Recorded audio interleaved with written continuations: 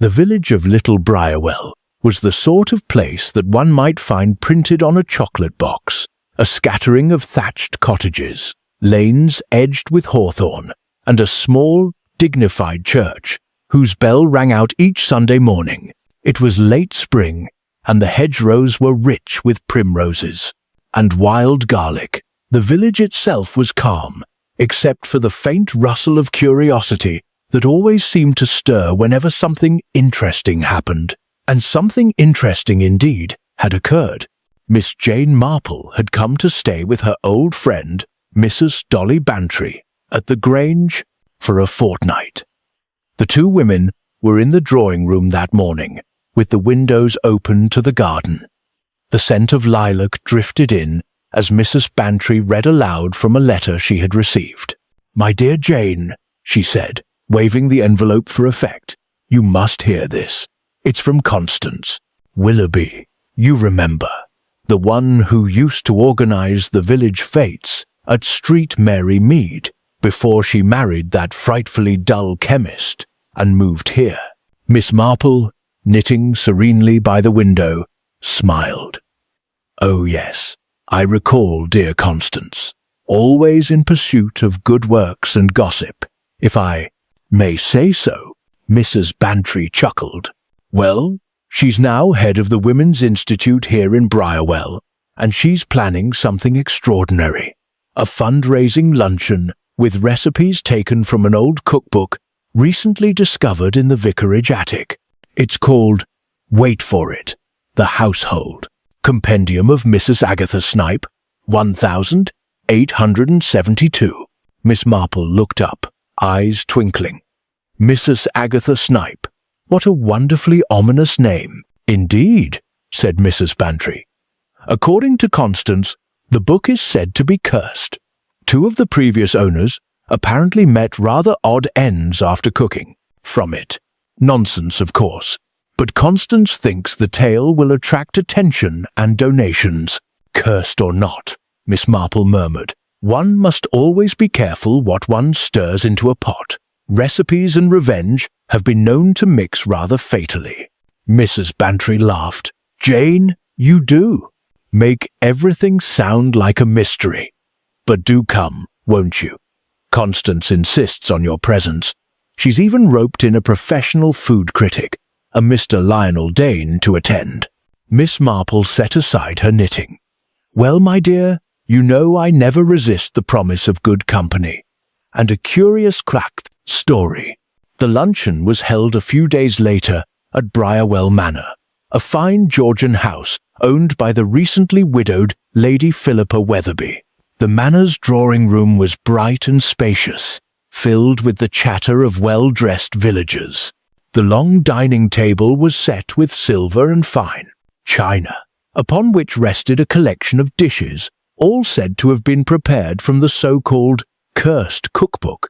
Miss Marple arrived with Mrs. Bantry, and was greeted by Constance Willoughby, whose cheeks glowed with pride and perspiration.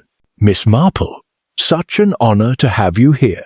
Everyone says you have the most remarkable mind for solving puzzles. You mustn't, however, find any murders today, eh?" She laughed nervously.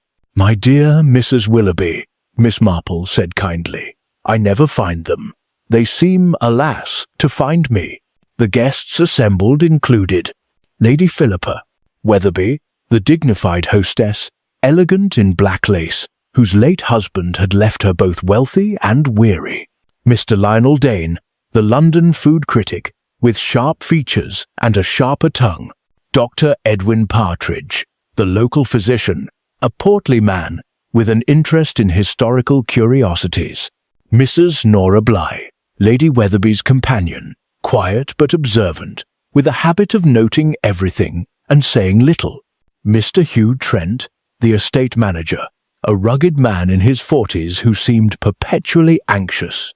It was an odd collection of guests, Miss Marple thought, united only by curiosity and perhaps ambition. The meal commenced with much ceremony. Each course, it was explained, had been prepared from the rediscovered compendium of Mrs. Agatha Snipe. A soup of chestnuts and sherry, a pigeon pie, a delicate trifle all evoking Victorian luxury. The guests seemed amused by the quaintness of it all. "Charming," said Mr. Dane, poking at his soup. "Positively historical, if not exactly edible. This Mrs. Snipe clearly believed in nourishing her guests through density rather than flavour." Now, said Lady Weatherby coolly, "some of us rather enjoy the taste of history." As the meal progressed, Miss Marple observed, she had an old woman's gift for watching without seeming to watch. She noticed the tension between Lady Weatherby and her companion, Mrs. Bligh, who poured wine with trembling hands.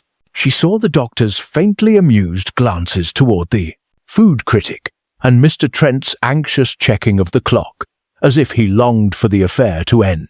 And she noticed one other small thing, that Lady Weatherby herself did not eat from her plate. The luncheon ended with toasts and polite laughter. The cookbook was displayed under a glass dome, its pages yellowed and fragile. Constance Willoughby beamed as she announced its forthcoming auction, with proceeds to aid the church roof fund. But the gaiety did not last. An hour later, as the guests took coffee in the drawing-room, Mr. Lionel Dane suddenly rose from his chair, clutching his throat. His face turned an alarming shade of grey. "Good heavens!" cried Lady Weatherby, as the critic gasped, his voice rasping horribly. "Dr. Partridge, quickly!" The doctor hurried to his side, but it was too late. Lionel Dane collapsed to the carpet, his cup shattering beside him. Within moments, the room filled with confusion and alarm. Dr. Partridge knelt, checked for a pulse, and looked up gravely. "He's gone," he said quietly. "Dead." There was a stunned silence, broken only by Constance's cry. "Oh dear heavens, the cookbook! The curse!" Miss Marple stood quite still, her gentle blue eyes resting on the untouched plate that had been Lionel Dane's. "Cursed, perhaps," she murmured softly, "but curses seldom work without human assistance." The constable from the next village, a stout man named Inspector Graves, arrived shortly thereafter.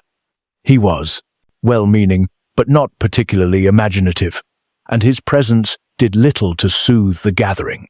"Now then," he said, pulling out a small notebook, "no one is to leave the premises until I've taken statements. Looks like poisoning to me, likely something in the food."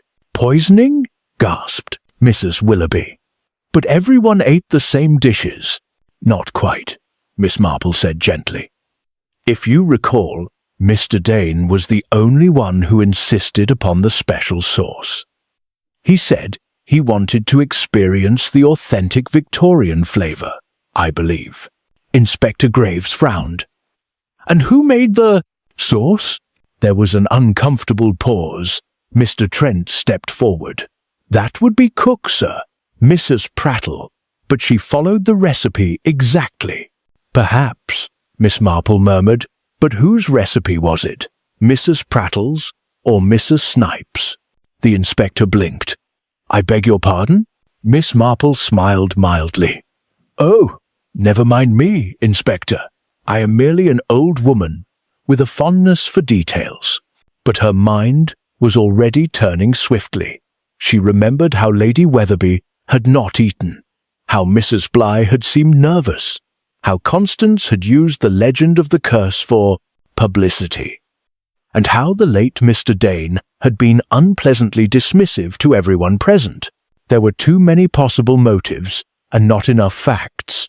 But Miss Marple had learned long ago that facts were like seeds. If one planted them in the soil of human nature, they would soon reveal what was hidden beneath. As the guests were gathered in the parlour for questioning, Miss Marple slipped quietly toward the kitchen. Mrs. Prattle, the cook, was there in tears, wringing her hands. "Oh, miss, I didn't mean no harm. I just followed what was written. That sauce were in the book itself. I copied it word for word." Miss Marple's eyes softened. "Yes, my dear. Tell me, did anyone else handle the sauce before it was served? Mrs. Prattle sniffled. Only Mrs. Bligh, miss. She brought it in from the scullery. Said her ladyship didn't want the silver gravy boat used. So, she poured it into a smaller one. Miss Marple nodded slowly. I see. Thank you, Mrs. Prattle. You've been most helpful. When she returned to the drawing-room, she found the inspector still attempting to impose order. The body had been moved discreetly to another room, and the remaining guests sat pale and shaken.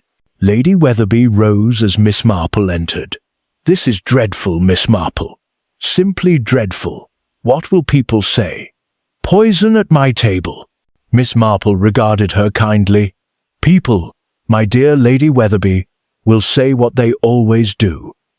But truth is a rarer commodity. Tell me, did you know Mr. Dane well? Hardly at all, said the lady sharply. He was recommended by a friend in London, supposed to review the event for the Gourmet Gazette. I only met him once before today. And yet, Miss Marple said softly, you seemed rather disinclined to share a meal with him. Lady Weatherby hesitated. He was rude, Miss Marple. He insinuated that my late husband's estate had been poorly managed. I found his tone intolerable. Miss Marple inclined her head. Understandable. But tell me, who insisted upon using the cookbook for this affair? Lady Weatherby's eyes flickered. That was Constance's idea. I thought it silly superstition, but she said it would add a sense of novelty. Miss Marple nodded again, but said nothing. Her fingers rested lightly on her knitting bag, and her thoughts were sharp as needles. A public luncheon, an old cookbook, a death by poison. These were not coincidences. They were, she suspected, carefully chosen ingredients. Outside, the sun dipped low over the green hills, and the village of Little Briarwell settled into uneasy silence. Within the grand house, whispers spread like ripples on a pond, and in her quiet way, Miss Marple was already piecing together the first threads of a deadly recipe. The following morning dawned pale and heavy with mist. The lawns of Briarwell Manor gleamed with dew, and the ancient yew trees stood like dark sentinels over the gravel path. Inside the house, the atmosphere was strained, as though the very walls held their breath. Miss Marple, ever punctual, took her breakfast in the small morning room with Mrs. Bantry and Lady Weatherby. The silence between them was punctuated only by the faint clink of china and the crackle of the newspaper that no one truly read. It's dreadful, Lady Weatherby said at last, setting down her cup with trembling fingers.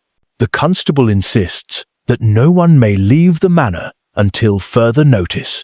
It's like being in one of those detective stories. She stopped herself, glancing awkwardly at Miss Marple. Miss Marple smiled faintly. Yes, my dear, it does have that quality. And in such tales, it is always the small details that matter. Who poured the wine, who moved the spoon, who closed the door, just a trifle too soon. Mrs. Bantry gave her friend a shrewd look. And you've already noticed all of those things, haven't you, Jane? Miss Marple sipped her tea. A few, perhaps, but people, like recipes, must be tested before one knows their true flavour. Inspector Graves returned shortly after breakfast, his notebook bulging with scribbles and his brow furrowed with confusion. I'll say this, Miss Marple, he grumbled. There's something dashed odd about it. Dr. Partridge confirmed the poison arsenic, most likely. But the question is, how did it get into Mr. Dane's sauce? Arsenic, Miss Marple repeated thoughtfully. A domestic poison, Inspector. Quite. Old-fashioned, rather like Mrs. Agatha Snipe's recipes, in fact. He frowned. Old-fashioned or not, someone put it there. The kitchen maid swears the sauce was made right under her eyes. And Mrs. Bligh? Miss Marple asked lightly. Ah, yes, Lady Weatherby's companion. She says she simply poured the sauce into another jug, as requested. Claims she didn't taste or tamper with it. Miss Marple folded her hands. Did she say who made that request? Lady Weatherby herself. Miss Marple's blue eyes gleamed. Indeed. The inspector sighed. Look, Miss Marple, I know your reputation, the Yard, still talks about that business at Gossington Hall. But this seems plain enough to me. Only a few people handled the food, and the sauce never left the kitchen. Miss Marple gave a small, non-committal smile. Yes, Inspector. The simplest explanations are often right, though, curiously, they are also the ones people try hardest to make appear simple. The inspector began taking statements from the guests once again, and Miss Marple, under the guise of a kindly old lady who simply wished to help, positioned herself nearby. Constance Willoughby was the first to be questioned. She sat upright, her plump hands folded tightly in her lap. Oh, Inspector, I'm simply sick about it, she declared. It was meant to be a charming event, to help the church roof. Now everyone will think I've conjured some dreadful curse. Miss Marple's tone was gentle. Mrs. Willoughby, I understand you were in charge of the luncheon's organization. Did you, by any chance, choose the dishes yourself? Oh yes. I marked the recipes and gave them to Mrs. Prattle. That silly old book fascinated me. It's written in the most peculiar hand, and some pages are blotted, as if someone spilt ink or something worse on them. Did you notice, Miss Marple asked, whether any of the recipes appeared tampered with, any notes or substitutions written in later ink? Constance frowned. Well, yes. The sauce recipe had a line added at the bottom, in different handwriting. It said, "A dram of sweet spirit will improve the savour." I thought it charmingly quaint. Miss Marple's needles paused mid-stitch. "A dram of sweet spirit," she repeated softly. Indeed, how very ambiguous. Next came Dr. Edwin Partridge, the physician. He entered, looking weary but composed. "Poisoning, undoubtedly," he said briskly, when questioned. Symptoms were quite typical: constriction of the throat, convulsions, rapid collapse, classic arsenic. Classic arsenic. Miss Marple looked up from her knitting. "You seem very certain, Doctor. You recognize the signs?" "Immediately?" He hesitated. "Well, I've seen such things before. Accidental cases, of course. Pest control, old rat poison arsenic, has been used in country houses for decades." "Quite," said Miss Marple. "And you, I imagine, have a medical chest at home?" "Of course, every country doctor does." She nodded. "You were seated opposite Mr. Dane, were you not?" "I was." "And you noticed nothing peculiar before he began to choke?" "Nothing at all. He seemed perfectly well, if somewhat smug, as usual. He'd been making some remark about the sauce being too sweet, I recall." Miss Marple looked thoughtful. "Too sweet? How interesting." The doctor gave her a sidelong glance. "You think sweetness important, Miss Marple?" "Oh yes," she replied softly. "Sweetness can be rather deadly, in the right proportion." The day wore on with the slow inevitability of a better clock's pendulum. By afternoon the house had grown restless. Servants whispered in corners, the guests kept to themselves, and the Cursed Cookbook lay locked in a drawer of Lady Weatherby's writing desk, as though sealing it away might undo its evil. Miss Marple, however, was not idle. She took a quiet walk through the garden, pausing by the herbaceous border where the cook gathered her ingredients. Mint, sage, and foxglove swayed gently in the breeze. She bent down, plucking a small leaf. "Digitalis," she murmured. "Another plant that heals or harms, depending on intent. One must always consider intent."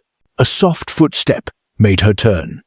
Mrs. Bly stood behind her, pale and drawn. "Oh, Miss Marple," she whispered, "I can't bear this. The house feels well accursed." Miss Marple regarded her kindly. "I don't believe in curses, my dear, but I do believe in guilt. They produce much the same effect on the nerves." Mrs. Bligh's eyes darted nervously toward the manor. "You think someone here did it?" "I think," said Miss Marple gently, "that Mr. Dane's death was not an accident, and those who fear curses are often those who fear discovery." "Mrs. Bligh's lips trembled. "You mustn't say such things. Lady Weatherby, she's already so distressed." "Indeed? And yet she didn't touch her food yesterday. How very prudent of her." Mrs. Bligh looked startled. "Oh, she never eats much in public. Her digestion, you see." "Ah," Miss Marple interrupted softly, "but she did insist that you handle the sauce before serving, didn't she?" Mrs. Bligh's face flushed. I did only as I was told." "I'm sure you did," said Miss Marple kindly.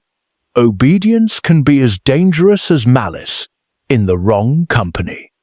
Later that afternoon, Miss Marple asked permission to examine the cookbook itself. Lady Weatherby, though reluctant, finally agreed. The heavy volume was bound in cracked leather, its spine worn and faintly musty with age. Miss Marple turned the pages with gloved hands, reading the old-fashioned recipes in neat copperplate: calf's head pie, stewed eels, spotted dick, sauce for game. She found the page marked by Constance Willoughby, the one used at the luncheon. Indeed, a small note had been added at the bottom. "A dram of sweet spirit will improve the savour." Miss Marple held the page to the light. The ink shimmered faintly, and she smiled ever so slightly. "Modern ink," she murmured. "How curious." Her attention was drawn to a faint smudge along the margin, not ink, but something crystalline.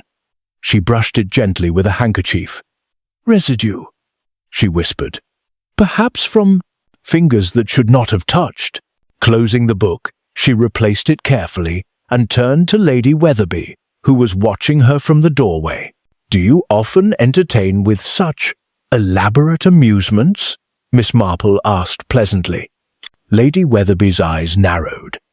"If you're implying that I had anything to do with that man's death, my dear Lady Weatherby," Miss Marple said sweetly, "I imply nothing. I merely observe, and I observed that Mr. Dane was most unkind to you during luncheon." Her ladyship stiffened.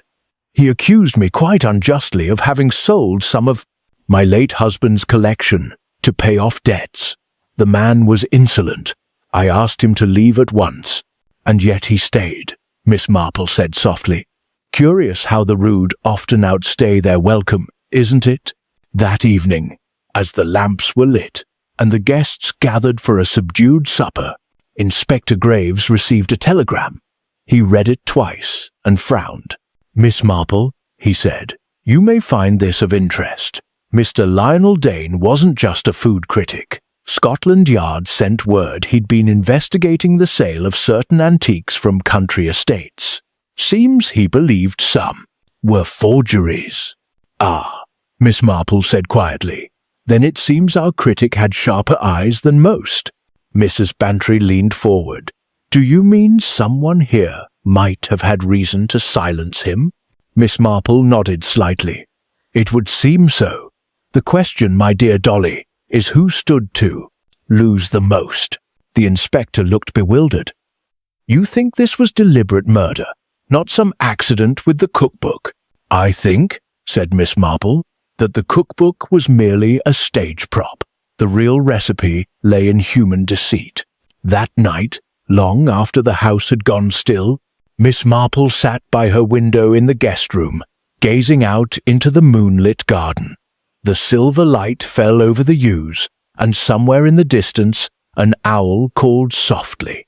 She thought of Mrs. Bligh's frightened face, of Constance's excitement over the cursed cookbook, of Dr. Partridge's easy, knowledge of poisons, of Lady Weatherby's careful self-control, and of Mr. Trent's uneasy glances.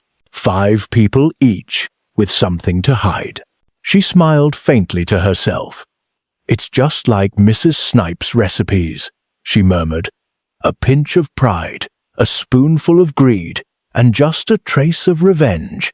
The perfect blend for murder."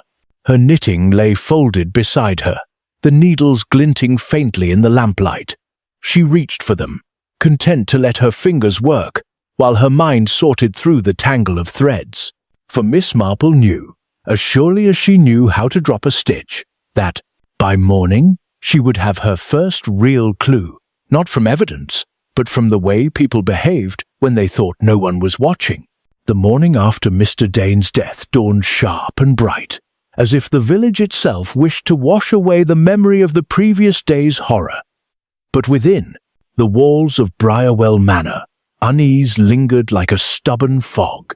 The servants whispered of curses, the guests kept to their rooms, and the inspector's questions seemed to hang in every corridor like cobwebs.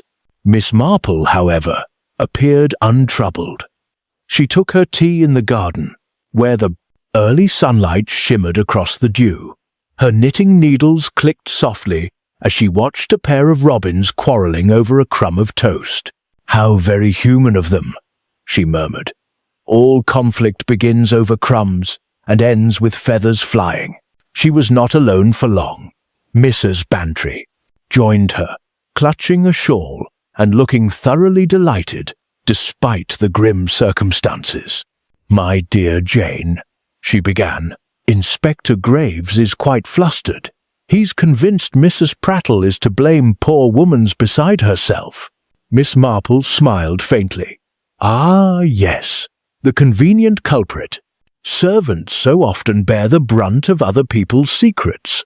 And then you don't believe she did it?"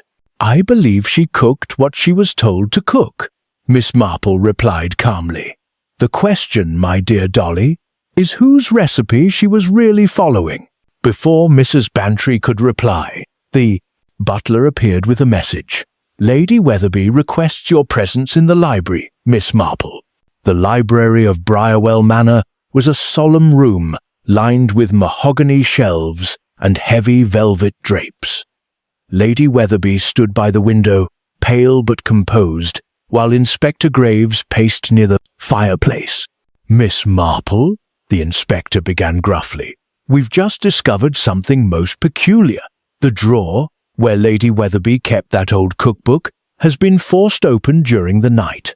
Miss Marple's brows rose. "Forced open, Inspector? How very careless of our thief. And was the book taken?" Lady Weatherby interjected. "No, thank heavens. It was left on the desk, but someone has torn out a page." "A page?" Miss Marple said softly. "Which one?" "The one containing the sauce recipe," the lady replied bitterly. "The very dish that killed that man." Miss Marple walked slowly to the desk, examining the torn edge with care. "A pity," she murmured. "Someone must have realized that handwriting can betray more than words." The inspector frowned. "You mean the added line, the one about the sweet spirit?" "Precisely. A modern edition, written perhaps by the murderer to disguise a method or to implicate another." Lady Weatherby gave a short, nervous laugh. "You speak as if we were in a novel, Miss Marple." Miss Marple smiled politely. "Life, my dear Lady Weatherby, is always several chapters ahead of fiction." By midday, the manor had become a restless hive of suspicion. Dr. Partridge was closeted in the study with the inspector, insisting upon a chemical test of the sauce remains. Constance Willoughby wandered the halls wringing her hands, lamenting that her good intentions had led to tragedy. Mrs. Bligh kept mostly to her room, while Mr. Trent stalked about the grounds, chain-smoking furiously. Miss Marple chose this moment to wander discreetly into the servants' wing, where Mrs. Prattle sat by the scullery fire, dabbing at her eyes with a damp handkerchief. "Oh, miss, I'll lose me position for certain." "The," cook moaned, "they'll say I poisoned him, but I swear I never touched nothing that wasn't proper." "I believe you," Miss Marple said gently. "But tell me, my dear, when you prepared that sauce, did you have the ingredients to hand?" Mrs. Prattle sniffed. "Well, near enough. We'd run short of brandy, so I used a drop from the decanter in the pantry. Mr. Trent fetched it for me." Miss Marple's eyes sharpened slightly. "Mr. Trent? The estate manager?" "Yes, miss," said her ladyship wouldn't mind. "He even uncorked it himself." "I see," said Miss Marple softly. "And no one else entered the kitchen?" "No, miss. Only Mrs. Bligh, after, to take the sauce out." Miss Marple patted her arm kindly. "You've been most helpful. I shouldn't worry about your position. The truth has a way of settling itself rather like a good custard." When Miss Marple returned to the main house, she found Inspector Graves waiting with grim satisfaction. "Progress at last," he declared. "We've found traces of arsenic in Lady Weatherby's wine cabinet. A decanter half full of brandy, same one used in the sauce. And guess whose fingerprints are on it?" Miss Marple's eyes twinkled. "You will tell me." "Mrs. Bligh's," said the inspector triumphantly. "It's clear as day. She poured the poison herself. Lady Weatherby, seated near the fire, covered her face with her hands. Oh, poor Nora. She's been with me for years. She'd never—" But Miss Marple's tone was calm, even amused. "Oh, I shouldn't be too certain, Inspector. Fingerprints merely tell us who touched an object, not who doctored it." The inspector scowled. "You think someone else used the same decanter?" "I think," said Miss Marple mildly, "that people in this house have been handling many things that do not belong to them." That afternoon brought another curious development. As the inspector continued his interrogations, Miss Marple took a short walk into the village. She visited the local chemist's shop, a tidy establishment filled with the scent of soap and liniment. The proprietor, Mr. Fletcher, greeted her politely. "Good morning, miss. Anything I can get you today?" "Perhaps some cough lozenges," Miss Marple said cheerfully. "And perhaps you might tell me, have you lately supplied anyone from the manor with arsenic?" Mr. Fletcher blinked. "Arsenic, madam? Not as far as I know." "Oh, wait. Dr. Partridge did collect some last week. He said it was for treating woodworm in his surgery." Oh, Miss Marple's eyes brightened. "Indeed, and you trusted his explanation?" "Of course. He's the village doctor." "Quite so," said Miss Marple pleasantly, "and a most resourceful one, I dare say." When she returned to Briarwell, Miss Marple found Mrs. Bantry in the parlour, whispering excitedly. "Jane, the inspector's gone to fetch Mrs. Bligh for questioning. He's certain she's guilty. Lady Weatherby's in tears, and poor Constance is writing an apology to the vicar." Miss Marple poured herself a cup of tea. "Dear Dolly, you know how fond I am of inspectors, but they do tend to jump to conclusions. Mrs. Bligh is frightened, yes, but frightened people seldom have the composure to poison someone under everyone's eyes." "Then who?" Miss Marple held up a hand. "The key, my dear, lies in the timing. Poisoning at luncheon is a risky business.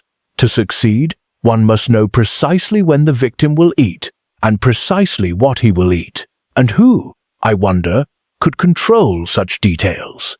Mrs. Bantry blinked. "The cook? Too simple. No, it must be someone who had influence, both in the kitchen and among the guests, someone who could plan the menu, choose the dishes, and, most importantly, exploit the legend of the curse." "Constance Willoughby!" Mrs. Bantry gasped. Miss Marple smiled faintly. "It is a possibility worth tasting." Later that day, Miss Marple found Constance Willoughby in the conservatory, snipping at wilted roses with nervous precision. "My dear Mrs. Willoughby, Miss Marple said. "I wonder if I might have a word?" Constance jumped. "Oh, Miss Marple, you startled me. It's all been dreadful, hasn't it? I can't bear the thought that my luncheon caused death." Miss Marple's tone was kindly but deliberate. "Yes, quite dreadful. I was just wondering, where did you find that cookbook again?" "In the vicarage attic," Constance said eagerly, "wrapped in an old cloth. It must have lain there for decades." "And you alone discovered it?" "Yes, though. Lady Weatherby helped me fetch it. I gave it a quick dusting, and I do recall showing it to Mr. Trent later. He seemed quite fascinated by it." "Mr. Trent," Miss Marple murmured. "He does seem to have a broad range of interests, from brandy to old manuscripts." Constance frowned. "Do you think he had something to do with this?" "He's such a nervous man." Miss Marple smiled. "Yes, nervousness often conceals more than guilt. Sometimes it hides desperation." That evening, as the sky turned violet, Miss Marple took her place in the drawing-room. The guests gathered reluctantly, each bearing the weariness of suspicion. Inspector Graves stood by the hearth, puffing on his pipe. "Well, Miss Marple," he said with a forced joviality, "you've been doing your own quiet sleuthing, haven't you? Care to share your theories before we charge Mrs. Bly?" Miss Marple looked up mildly. "My dear Inspector, I never speak until the pudding has set, and in this case it's not quite ready." Lady Weatherby spoke sharply. "I can't bear this any longer. If you know something, Miss Marple, for heaven's sake, say it." Miss Marple folded her hands. "Very well. The murderer, I think, wanted us to believe in the curse, to create confusion, to draw attention away from the real motive. But there is no curse, only calculation. Someone wanted Lionel Dane dead because he had discovered something that threatened them." Dr. Partridge gave a dry laugh. "And what might that be? That my woodworm treatment was insufficiently authentic?" Miss Marple looked at him kindly. "Perhaps that your recent antiques purchases were not entirely genuine." His smile faltered. "What are you implying? That you, Doctor, have been supplementing your income through the sale of forged heirlooms, and that Mr. Dane, in his role as a critic and investigator, was about to expose you?" The inspector stared. "Forged antiques? Good heavens!" "But," Miss Marple continued, gently, "you are not the murderer. You're too proud a man to use poison so clumsily. No, the poisoner was someone more practical, someone who could easily tamper with the brandy and knew the legend of the curse would mask the truth." She turned her gaze toward the door, where footsteps sounded. Mr. Trent entered, looking pale. "Ah," said Miss Marple softly. "Mr. Trent joins us. How timely." He blinked. "What's this about?" Miss Marple's voice was calm, but edged with steel. "You, Mr. Trent, supplied the brandy for the sauce. You also handled the cookbook. I suspect you even wrote the note about the sweet spirit. You thought that by reviving the legend of the Cursed Cookbook, suspicion would fall on superstition rather than design." Mr. Trent's mouth opened, then closed again. "That's absurd." Miss Marple's eyes sparkled. "Is it? You were deep in debt, were you not? Lady Weatherby's accounts show several irregularities. Mr. Dane knew he threatened to expose you in his next column. Killing him at a public luncheon ensured your mistress's reputation would suffer most, while you could claim ignorance." The room fell silent. Lady Weatherby stared at her estate manager in disbelief. "Mr. Trent?" she whispered. "Is this true?" Trent's face drained of color. I only meant to frighten him. He said he'd ruin me." Miss Marple's tone was soft but firm. "And so you stirred in a little sweet spirit arsenic, dissolved in brandy. A most Victorian touch." Inspector Graves stepped forward grimly. "That's enough, Mr. Trent. You'll come with me." As the inspector led the trembling man away, Lady Weatherby sank into a chair. "Miss Marple," she murmured, "how did you know?" "Because," said Miss Marple, "only someone both practical and desperate would think to disguise modern crime beneath antique superstition. You see, my dear lady, human nature doesn't change only its recipes." She smiled faintly, picking up her knitting once more. "Now, perhaps we might finally have that cup of tea we were promised. Yesterday, I find poison cases always make one rather parched." The morning after the fire, Little Bramble was cloaked in a damp grey mist, as though the village itself wished to forget the night's grim spectacle. Yet gossip, like the dawn, refused to be subdued. Everywhere, from the baker's counter to the post office queue, murmurs of the curse rippled through hushed voices. At Greystone Manor, the damage had been contained, but the house carried a sense of exhaustion, a kind of moral fatigue that no amount of scrubbing could lift. Miss Marple, after a simple breakfast of porridge and tea, was invited once more by Inspector Cray to give her impressions, as he called it, though both knew that meant something far more. They sat in the morning room. The windows steamed from the damp chill outside.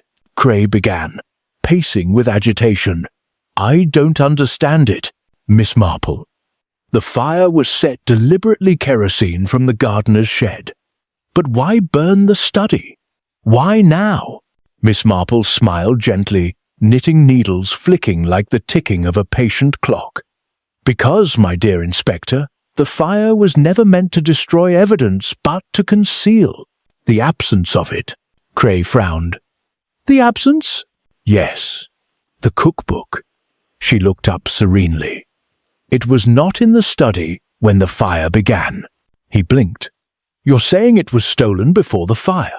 "Oh, I should say so," Miss Marple murmured, "and quite possibly by the very person who started it, hoping we would assume it had perished in the flames.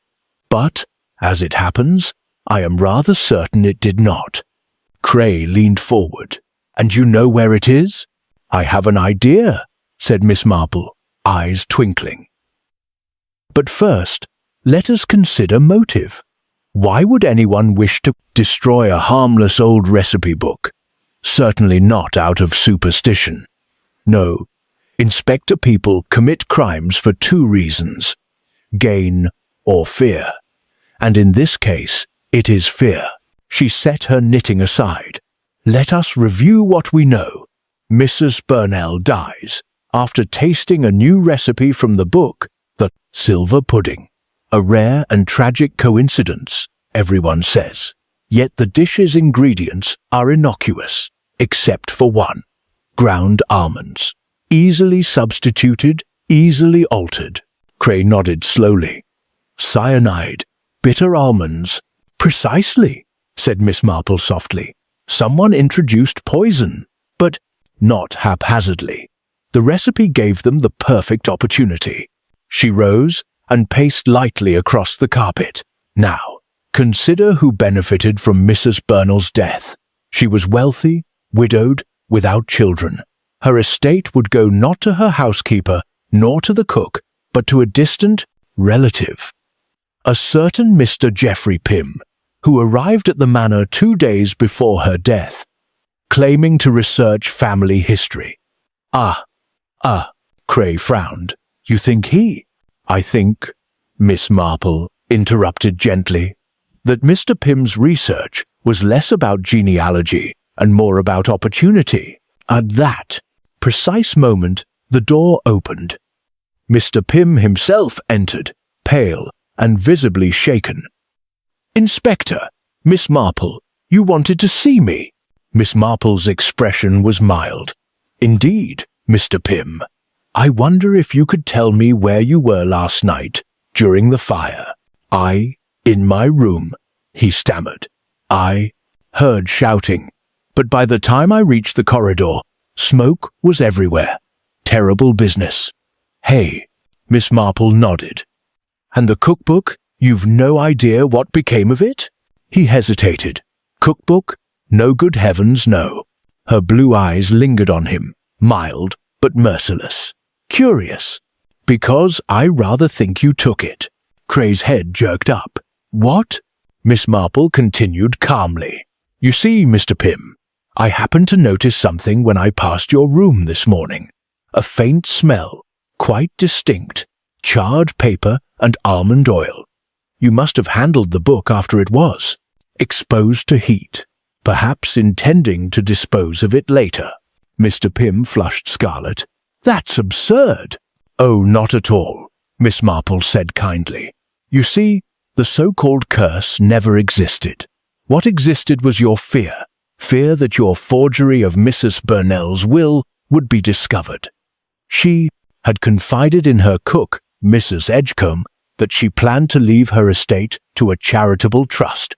The cookbook, which she kept on her desk, contained her new will folded between its pages, a rather touching habit of hers, using it as a keepsake.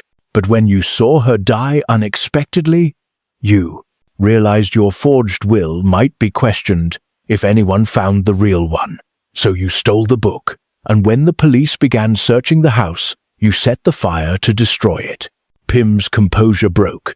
That's nonsense, he cried, stepping backward. You've no proof. Oh, but I think we have, Miss Marple said softly. You see, fire leaves its mark on everything except, occasionally, what one hides outside it. I took the liberty, after the fire, of speaking with young Charlie the gardener. He found an old biscuit tin buried beneath the lilac bushes, near the tool shed this morning. Inside it, wrapped in a table napkin, was the cookbook. Cray rose sharply. Good Lord, Miss Marple continued, voice quiet as falling snow. The book itself was singed, but intact, and within it a folded document, dated and signed in Mrs. Burnell's hand. Her true will. It leaves her entire estate to a children's convalescent home in Bath. Not a penny to you, Mr. Pym. Pym's face drained of all colour. She must have changed it. I didn't.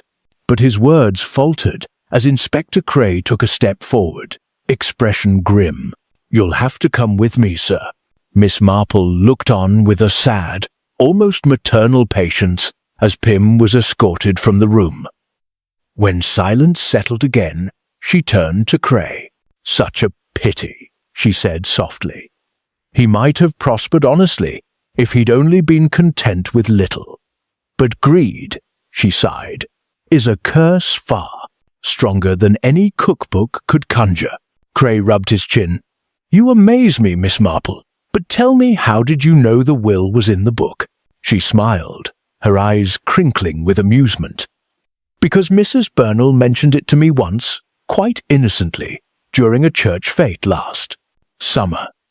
She said she kept her affairs close to her recipes, a little joke. You see, one simply had to take her at her word. That evening, Miss Marple returned to her cottage in Street Mary Mead, tired but thoughtful. The mist had lifted, revealing a quiet brilliance in the stars above. She made herself a pot of Darjeeling tea and sat by the fire, reflecting on the curious ways of human nature.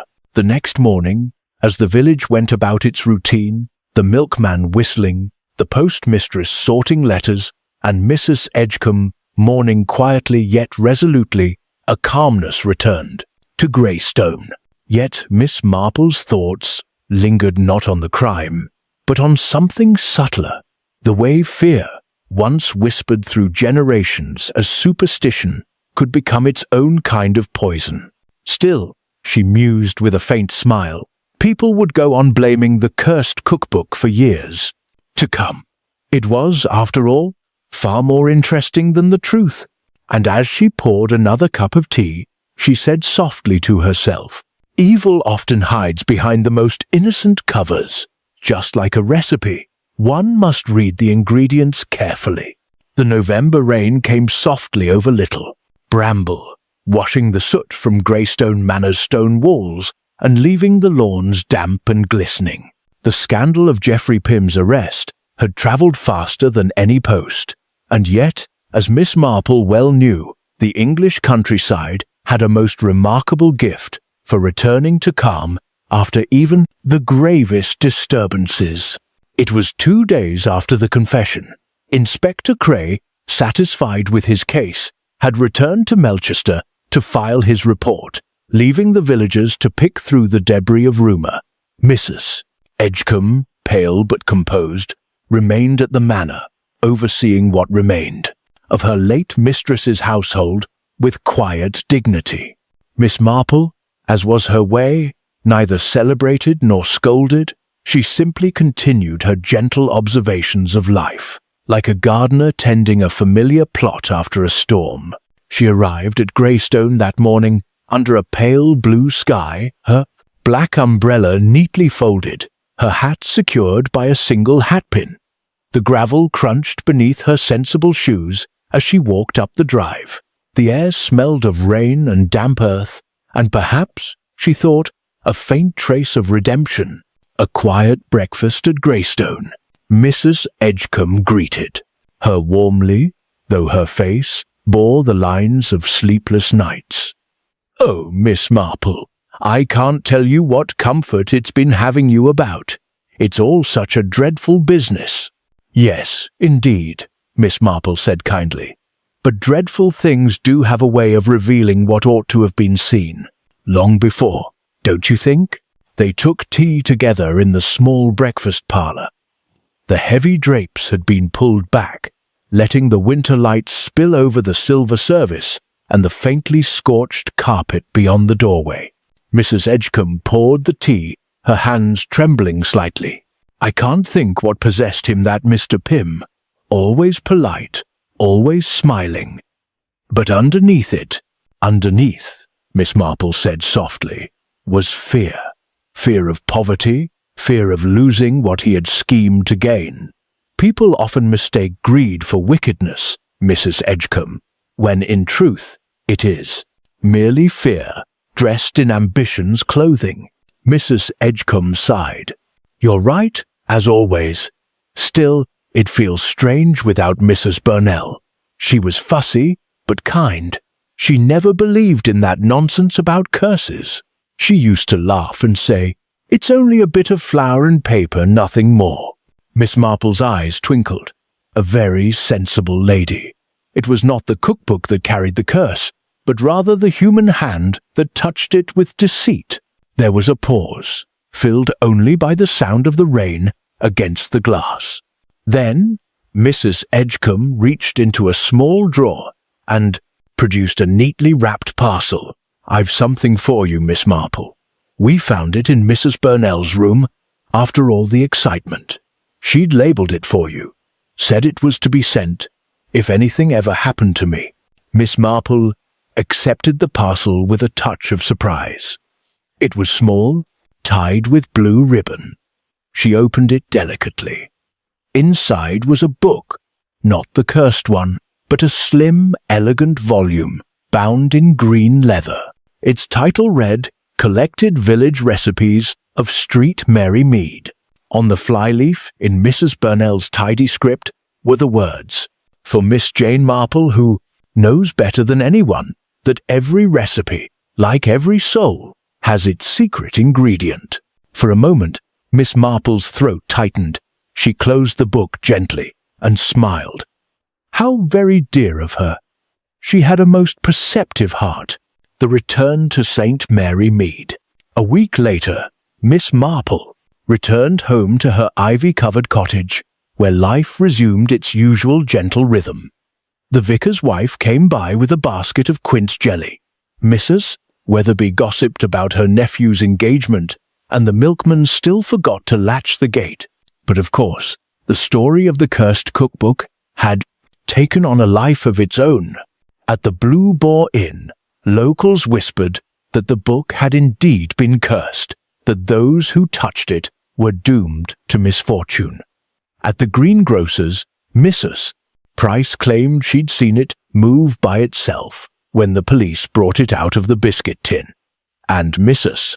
Moffat who prided herself on her knowledge of village lore, had already written a letter to the Melchester Gazette, suggesting a séance.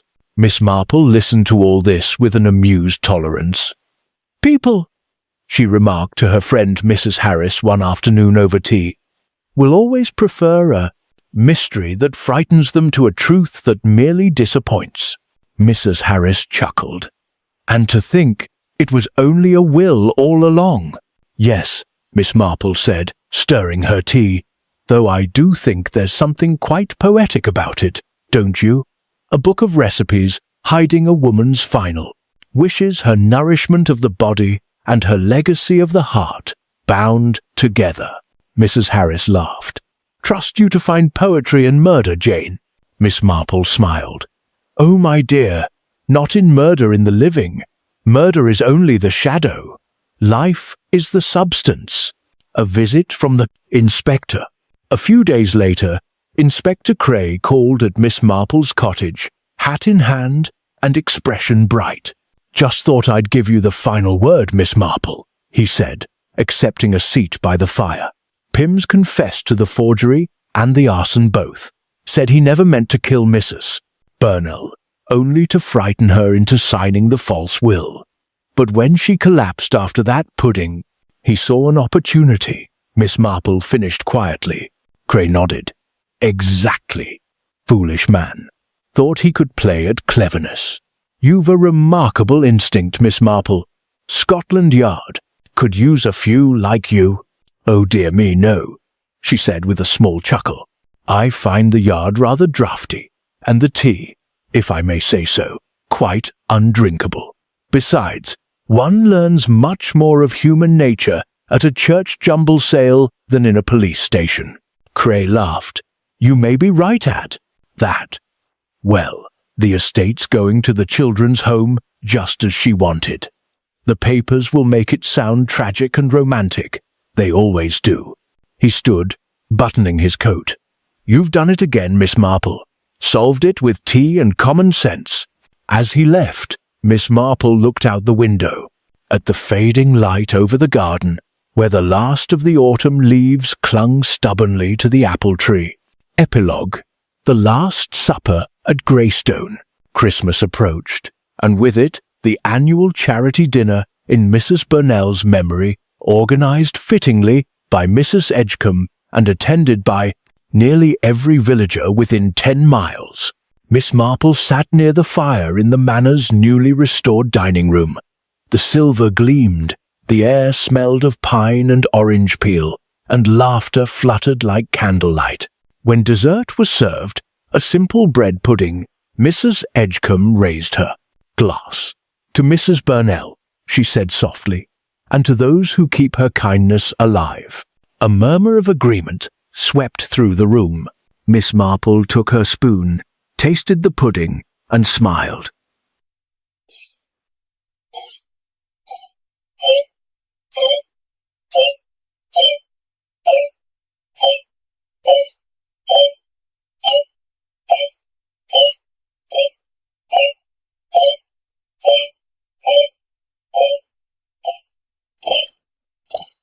Beside her, the vicar chuckled. "Ah, Miss Marple, you'll never let us have our ghost stories, will you?" "Oh, I enjoy a ghost story as much as anyone," she replied, eyes twinkling. "But I find the living far more mysterious. They change their recipes, you see, and sometimes their hearts."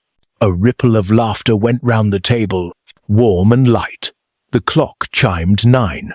The fire crackled merrily, and as snow began to fall gently outside Greystone's tall windows, Miss Marple allowed herself a rare moment of peace, content in the knowledge that, once again, truth had been served, quietly and without spectacle, like a well-baked pie, shared among friends.